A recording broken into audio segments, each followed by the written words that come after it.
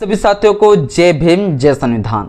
साथियों, आज के इस वीडियो में हम चर्चा करेंगे कानून क्या होती है, कानून कैसे काम करती है, कानून कब बनता है, कानून कैसे बनता है, कानून बनाने की प्रक्रिया क्या है, प्रोसीजर क्या है, कानून ना हो तो फिर क्या होगा। इन तमाम साथियों सवालों का जवाब आज के इस वीडियो में हम आपको देंगे। यह वीडियो साथियों बेहद ही महत्वपूर्ण है, इसलिए इस वीडियो को धैर्य बनाकर शुरू से अंत तक जरूर देखिएगा। वीडियो अच्छा लगे तो लाइक करिएगा, चैनल पहली बार आए चैनल को सब्सक्राइब कर लीजिएगा, बेल आइकन प्रेस करिएगा ताकि जब भी वीडियो अपलोड करूं आपके पास नोटिफिकेशन समय समय पर पहुंचता रहे। तो कानून साथियों, एक कानून आखिर ये है क्या, जिसको हम कहते हैं लॉ। ये कानून क्या है? तो कानून साथियों एक समाज को व्यवस्थित ढंग से चलाने के लिए जिस नियम की हमें जरूरत पड़ती है उसे हम कानून कहते हैं। समाज को एक बढ़िया ढंग से, एक व्यवस्थित ढंग से चलाने के लिए जिस नियम को हमें जरूरत पड़ती है उस नियम को हम कहते हैं कानून। यदि ये कानून ना हो तो क्या होगा? यदि ये कानून ना हो तो हमारा समाज एक बैलेंस बन के नहीं रह पाएगा, व्यवस्थित ढंग से नहीं चल पाएगा। डिसिप्लिन नाम का कोई चीज नहीं रहेगा, अनुशासन नाम का कोई चीज नहीं रहेगा यदि कानून ना हो तो कानून होना किसी भी देश के लिए बहुत ज्यादा जरूरी होता है। कानून से ही तय होता है कि किसका क्या क्या काम है। अगर यह काम नहीं करते हैं, अगर यह अनुशासन को नहीं मानते हैं, अगर यह नियम को नहीं मानते तो उसके लिए क्या सजा के प्रावधान है। तो ये सारा चीज जो है कानून ही करता है। तक मतलब कानून बहुत ज्यादा जरूरी होता है साथियों, किसी भी देश के लिए होना, है ना। अब ये कानून बनता कैसे है? चलिए, हम भारत देश का नागरिक है तो हम भारत के बारे में चर्चा करते हैं कि भारत में अगर कोई कानून बनाना हो तो कैसे बनता है, ठीक है ना। तो भारत देश में कानून कैसे बनता है हम इस पर चर्चा करते हैं। देखिए, कानून बनाने का काम मुख्य होता है सरकार का, इसमें कोई शक नहीं। अब सरकार में कौन कौन लोग होते हैं ये सभी को पता है। सरकार में 3 लोग होते हैं, विधायिका, कार्यपालिका और न्यायपालिका होता है। तो सरकार का ही मेन काम होता है कानून बनाना। अब सरकार का कौन सा अंग का मेन काम होता है कानून बनाना? सरकार का तो 3 अंग है। अब यह सरकार का मेन काम किसका होता है कानून बनाना, तो समझिए। तो देखिए, सरकार में क्या होती है, तो सरकार के लिए बना हुआ है केंद्रीय विधायिका बोल सकते हैं। केंद्रीय विधायिका में कौन आते हैं? तो वो आते हैं संसद। हमारा क्या आते हैं? संसद, ठीक है। देखिए, सरकार जो काम करती है पूरी तरीके से वो संसद के माध्यम से ही काम करती है। तो जो हमारा पार्लियामेंट है उस पार्लियामेंट का जो है 2 सदन होता है। 2 सदन है, एक है लोकसभा, ठीक है, और एक है राज्यसभा, ठीक है। लोकसभा ये हो गया, राज्यसभा, 2 सदन है।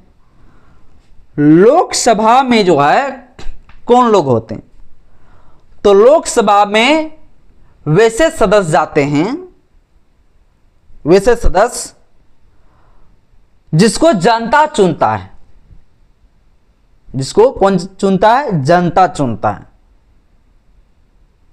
और यहीं से बनता है प्रधानमंत्री या तमाम मंत्री, यहीं से काम होता है टोटल। तो लोकसभा में जो सदस्य होते हैं उस सदस्य को क्या कहते हैं? तो उस सदस्य को कहते हैं सांसद। क्या कहते हैं? सांसद। और लोकसभा में ऐसे सांसद होते हैं जो जनता के प्रतिनिधित्व से जो है यहां पर आते हैं लोकसभा में, यानी कि जनता वोट करती है। ऐसे सदस्य के लिए, ऐसे सांसदों के लिए कौन वोट करता है? जनता। यानी कि प्रधानमंत्री कौन चुना है? तो जनता। प्रधानमंत्री कैसे बना? तो जनता के द्वारा जो चुने गए सांसद थे वो सांसदों ने जो क्या दिया? बहुमत दिया। तब जाके सरकार बनी, तब जाके प्रधानमंत्री बनी। समझ रहे बात को? तो यहां लोकसभा में जो सदस्य होते हैं, जो सांसद होते हैं, वो सांसद को कौन चुनते हैं? तो सीधे जनता चुनती है। और उसी जनता के बेस पर क्या होता है? प्रधानमंत्री या रक्षा मंत्री या जो मंत्री बनना हो, इस जनता के द्वारा ही ये तय किए जाते हैं। यहां पर आने लोकसभा में जो मेंबर बन जाते हैं, वो मेंबर टोटल जो है, वो सांसद जो टोटल होते हैं, वो जनता सीधे चुनता है ना। और जितने लोगों को चुनता है उसकी संख्या कितना है? तो 543। कितना है? 543 सदस्य को जो है चुनता है जनता वोट के माध्यम से। 543 संख्या 545 था, लेकिन 2019 में संशोधन किया गया संविधान का 104वां संशोधन, और उस संशोधन में जो है जो 545 था उसमें से 2 सदस्य को घटा दिया गया, खत्म कर दिया हमेशा के लिए। चूंकि 2 सदस्य को जो चुने जाते थे वो राष्ट्रपति मनोनीत करते थे अपने से, तो वो 2 सदस्य खत्म हो गया। तो टोटल मिलाकर अभी कितना कर सकते हैं आप? तो 543 ही कहेंगे आप। तो 543 जो मेंबर होते हैं, इस 543 जो सदस्य होते हैं, इस सदस्य को वोट कौन देता है? तो जनता देता है। ठीक है ना। अब ये 543 में से 1/2 का मेजोरिटी का यहां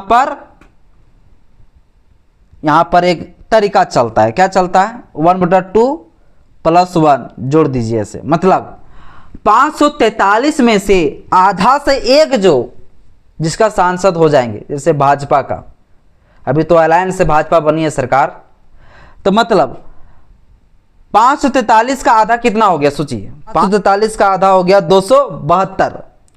तो 272 से एक जोड़ दीजिए प्लस, तो कितना हो जाएगा? 273।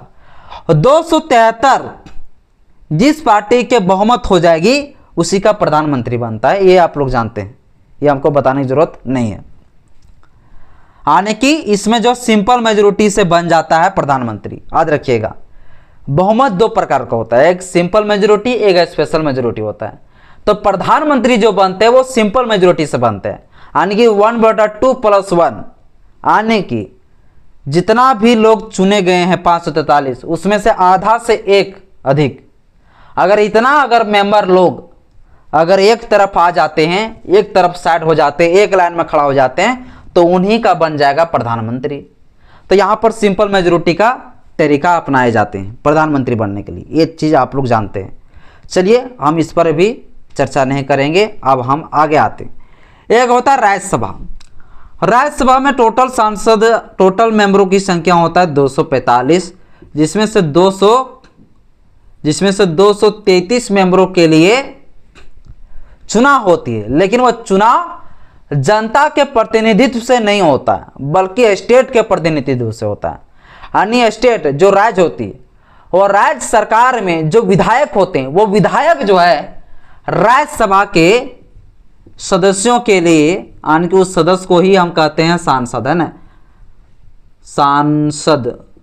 ठीक, यानी कि राज्यसभा में भी जो सदस्य होते हैं उसको भी सांसद ही कहा जाता है। तो 233 लोगों के लिए होता है वोट, लेकिन ये जो वोट होती है ना, वो जनता नहीं करता है। ये जो वोट होता है 233 के लिए, वो वोट करता है विधायक, राज्यों का विधायक। इसीलिए हम कहते हैं विधायक, MLA। इसीलिए हम कहते हैं कि ये राज्य प्रतिनिधित्व करता है। यानी कि विधायक को कौन चुनता है? जनता। तो जनता द्वारा चुने गए प्रतिनिधि के द्वारा जो प्रतिनिधित्व से जो बनता है, उसको हम कहते हैं राज्यसभा सदस्य या राज्यसभा सांसद।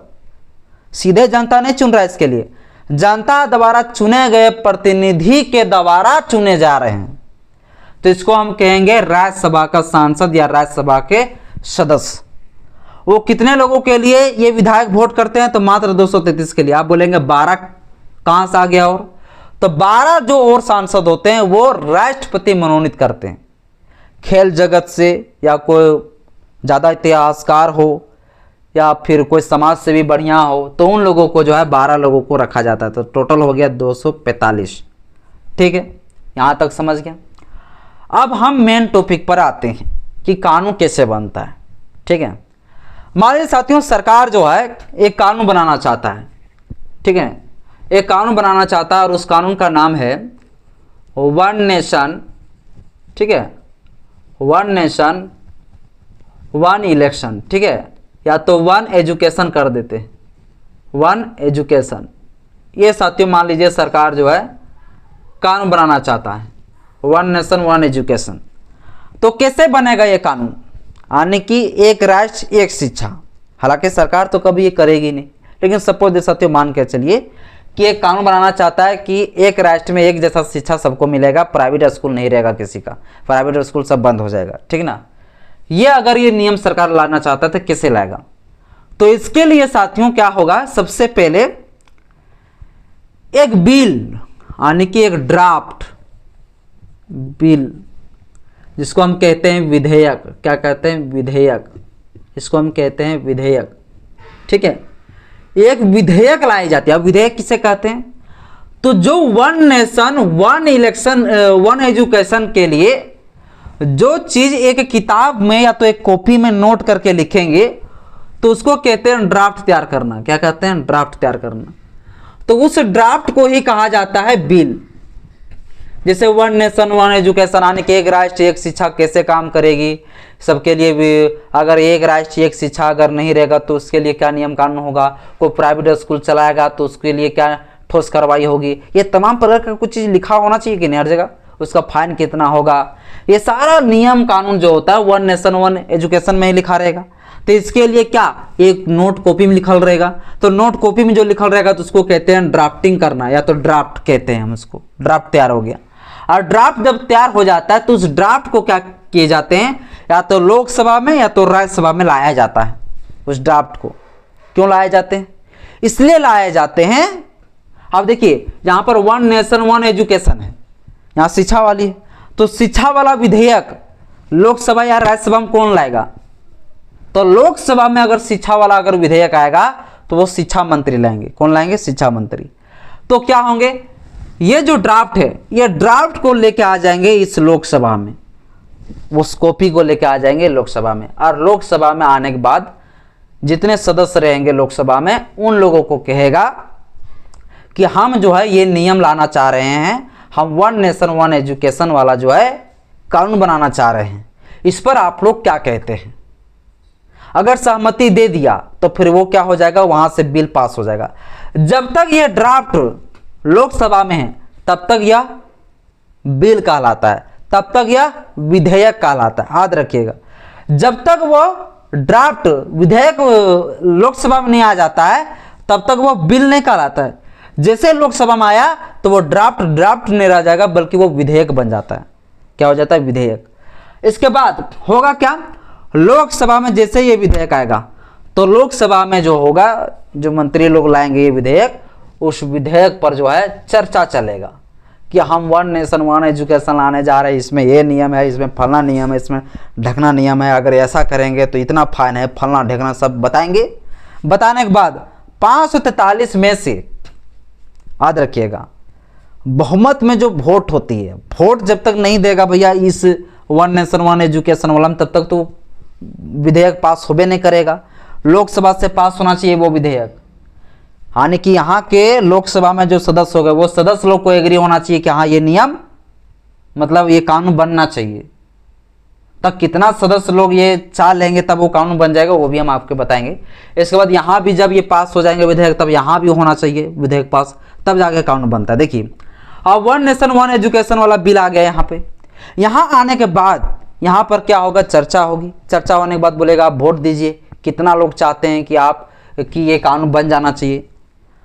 तो साथियों इस प्रकार से वन नेशन वन एजुकेशन को बिल को पास कराने के लिए सिंपल मेजोरिटी की जरूरत पड़ेगा।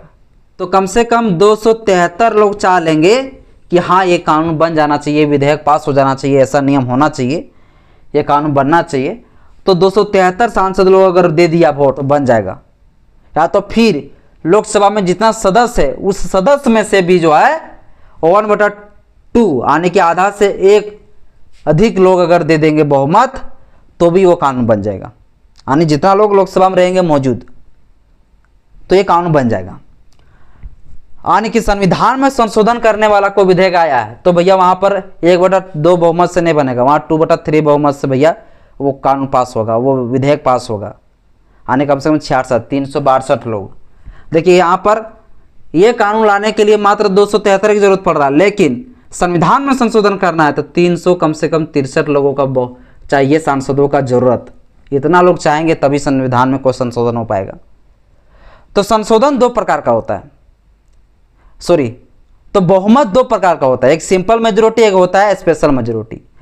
जो 363 लोगों की जो जिस विधेयक को पास करने की जरूरत पड़ता है उसको हम कहते हैं स्पेशल मेजोरिटी। यानी कि ये हमको संविधान में संशोधन करते समय इतना सांसदों की जरूरत होता है। और कोई नए कानून बनाना हो इस प्रकार से तो इसमें सिंपल मेजोरिटी में भी जो है, जिसको साधारण बहुमत कहते हैं, इतने सांसदों में भी जो है वो उस विधेयक को पास हो जाता है। तो मान लीजिए साथ यहाँ से ये विधेयक पास हो गया, यहाँ से विधेयक पास हो गया, मान लीजिए 1 नेशन 1 एजुकेशन, तब जाके ये राज्यसभा में जाएगा। अब राज्यसभा में भी जो इसी प्रकार से प्रक्रिया अपनाएगा, 1/2+1 यानी कि 50% से अधिक एक, अगर यहाँ का सांसद लोग अगर उस मंजूरी दे देंगे कि हाँ भैया ये कानून बनना चाहिए, तो फिर क्या हो जाएगा, यहाँ से भी पास हो जाएगा। और जैसे साथियों यहाँ और यहाँ दोनों तरफ से जो है ये विधेयक पास हो जाएगा, तब जाके जो हमारे देश के जो प्रेसिडेंट होते हैं, जो राष्ट्रपति होते हैं, वो प्रेसिडेंट के पास राष्ट्रपति के पास क्या हो जाते हैं, राष्ट्रपति के पास इस विधेयक को भेजा जाता है। राष्ट्रपति जैसे ही उसमें ठप्पा लगा दिए, मोहर लगा दिए, साइन कर दिए, वैसे क्या हो जाएगा, फिर ये कानून बन जाएगा।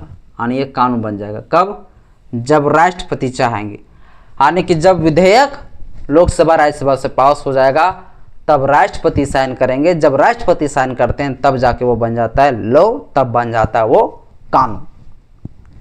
तो आई होप साथियों आप लोग को समझ में आया होगा कि कानून कैसे बनता है। देखिए 245 लोग हैं यहाँ। अब आप लोग सोचेंगे कि 12 लोग जो मनोनीत होते हैं वो लोग जो है मंजूरी देते हैं कि नहीं, वो लोग वोट देते हैं कि नहीं देते हैं मेजोरिटी में, तो वो लोग भी वोट देते हैं। तो 245 में से अगर बात किया जाए 245 में से अगर बात किया जाए कि 50% +1 तक कितना होगा, तो लगभग 155 से 156 लोग अगर चाह लेंगे तो भैया यहाँ से विधेयक पास हो जाएगा। और संविधान में संशोधन करने वाला को विधेयक गया हो तो कम से कम यहाँ पर चाहिए 66%, ठीक है, और यहाँ भी चाहिए 66%।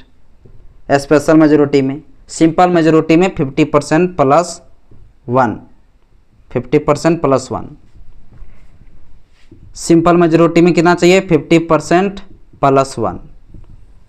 समझ गए। तो आई होप साथियों आप लोग को समझ में आया होगा कानून कैसे बनता है। इसी प्रकार से राज्यों में भी, विधानसभा में भी ये कानून ऐसा ही बनता है। उसके ऊपर हम ऑलरेडी वीडियो बनाए हुए हैं, या तो फिर से अगर आप लोग एक वीडियो देखना चाहते हैं तो आप लोग कमेंट करें, हम फिर से एक वीडियो बना देंगे राज्यों में कानून कैसे बनता है। आई होप साथियों आज की वीडियो आप लोग को अच्छा लगा। वीडियो अच्छा लगे तो लाइक करिएगा, चैनल पहली बार चैनल को सब्सक्राइब कर लीजिएगा, बेल आइकन प्रेस करिएगा। जय भीम, जय संविधान।